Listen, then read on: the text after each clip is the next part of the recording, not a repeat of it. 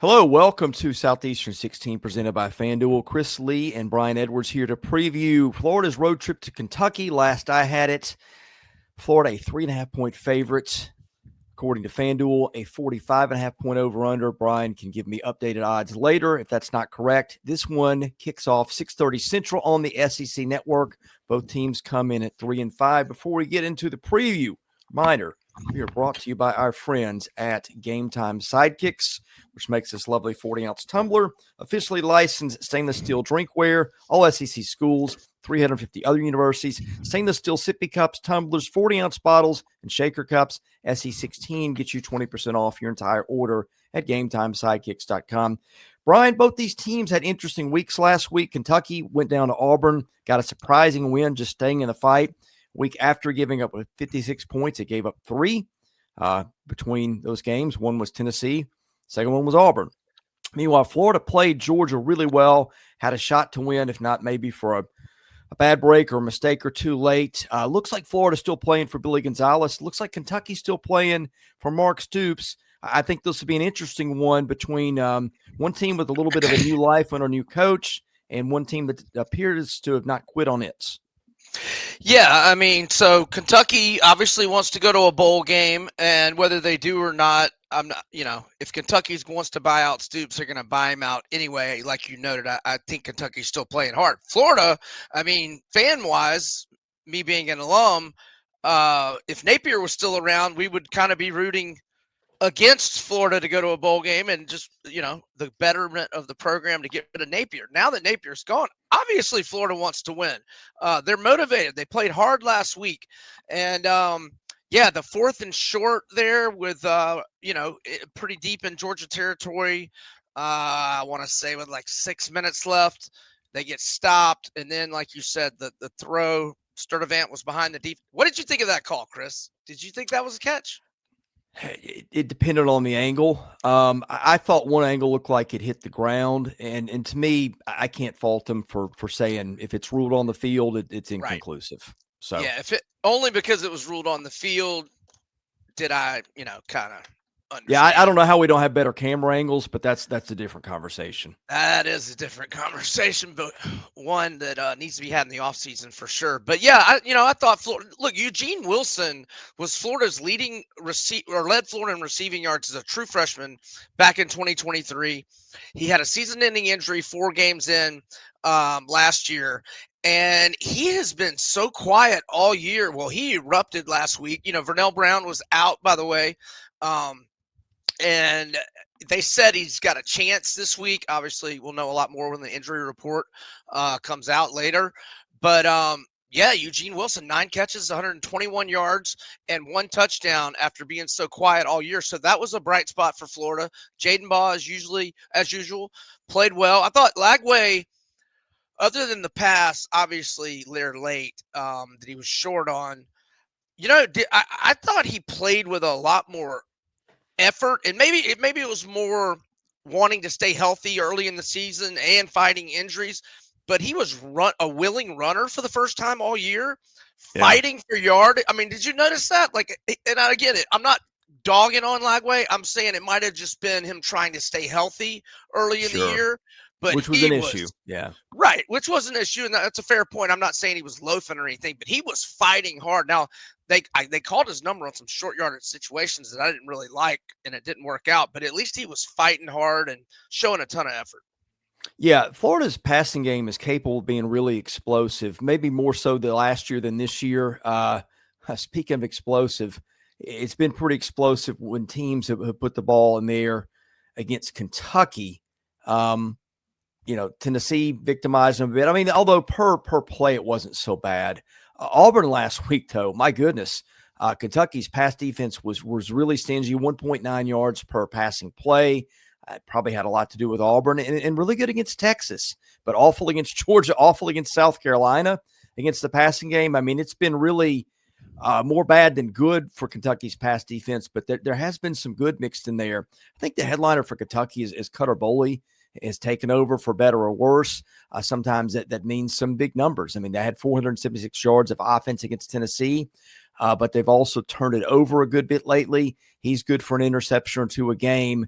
And against Florida, where points are at a premium a lot of times, that's going to be something to watch. If they get the explosive Cutter Boley on the right night, which it's going to be at Kentucky, there's a path to victory. Clearly, that team has not quit. Nearly beat Texas a couple of weeks ago. But I think that's kind of the wild card here, maybe, is turnovers for the Cats. Yeah, I like Boley. He's a scrapper. No, he's a young quarterback, like you said. I mean, he has been turning it over a little bit, but he's a scrappy kid. He's a big kid. He's got a pretty good arm. Again, he's got to cut down on the turnovers. We've got some injuries. Dallas Wilson is out for the rest of the season for the Gators. That's a big loss. That makes Vernell Brown coming back this week all the more important. With Wilson out. But again, like I said, Eugene Wilson coming to life last week was obviously a good thing. But if Vernell can't go, that's Florida's two best receivers, or two of the top three, obviously, Eugene Wilson being the other. That would be a big deal. Another thing for Kentucky, 7 sacks last week, getting after the quarterback. Everybody's been doing that to Auburn, though. Right. I was going to say that may have to do more with Auburn, not to Sure. short Kentucky. Again, team that's playing hard for its coach and has made some games interesting late. Any other storylines you want to hit on this one here, Brian? Just Florida in the head-to-head, they had, what was it, like a 35-year winning streak they had over Kentucky there for a while, but that got snapped. That got snapped in 2018, and since then, Kentucky is 4-3 straight up against the Gators head-to-head. They had a 3-game winning streak going until last year. When they lost 48-20 at the Swamp. But the last time in Lexington, blowout 33-14 Kentucky's way. The time before that in 21, Kentucky won 20-13, and that really started the downward spiral for Dan Mullen in his final season. Florida has not won at Kentucky since 2019 after winning there like 16 years in a row. You ready for picks? Oh, yeah. Give me yours and why, then I'll give you mine, and then we'll talk about an opinion on the over-under, but we'll do that after we do this segment. Yeah, I'm going to go with the Gators here. Like you said, you were right on the FanDuel being 3.5. Now, the total, did you say 45.5? Because they're showing That's what I had as a Monday. Yeah, okay, so it's gone down. 43.5, so that one's moved a little bit.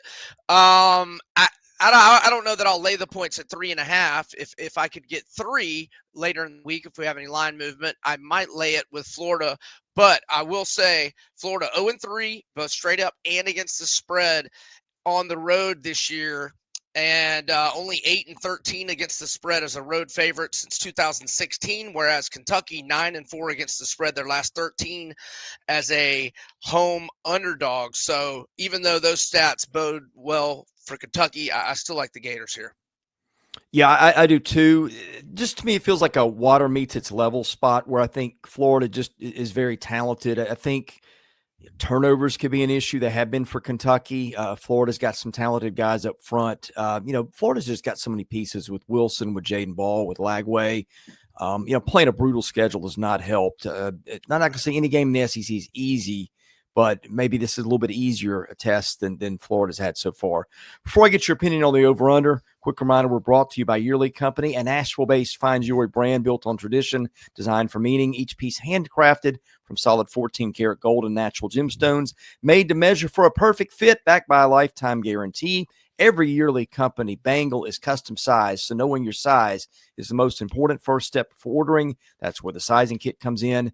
Code SE16KIT takes 100% off your sizing kit at checkout. Get ready for Christmas. Help out those who help the show. Go to Yearly Company today and get your Christmas shopping started. Also brought to you by ROKFORM, the world's strongest magnetic phone case, extreme protection, super strong magnets, RockLock secure mounting. SEC 25 gets you 25% off your entire order at rockform.com. Get the phone case and the vent clip. Thank me for that later. All right, Brian, let's get your opinion on the over-under. What are we thinking here? Oh, it's a tough one. If it was 45.5 like yesterday, I would probably be thinking under, but 45 is the key number on a total. So the over is 5-3 this year for Kentucky. The under is 6-2 for Florida. However, they've only had 2 totals in the 40s and the games went over. 42.5 against Texas. It was 29-21 for 50 combined, went over. A&M was a 48-point total, 34-17 for 51 combined, and went over. So with that in mind, lowest total of the year, or I'm sorry, second lowest total of the year for the Gators, and I'm going to go over 43.5. Yeah, I'm going over 2. I thought about even at 45.5. I just a gut feeling, no more than anything. I just think Florida has got some weapons there. Again, you've seen Kentucky have pick sixes run back, those kind of things. And Kentucky will score some points too. So I think I like a few more points, although it might be a watch your weather spot in this one. So anyway, thank you guys for watching our preview here. Baseball, football, basketball content year-round at the channel. For Brian Edwards, I'm Chris Lee. Thank you for watching Southeastern 16, presented by FanDuel.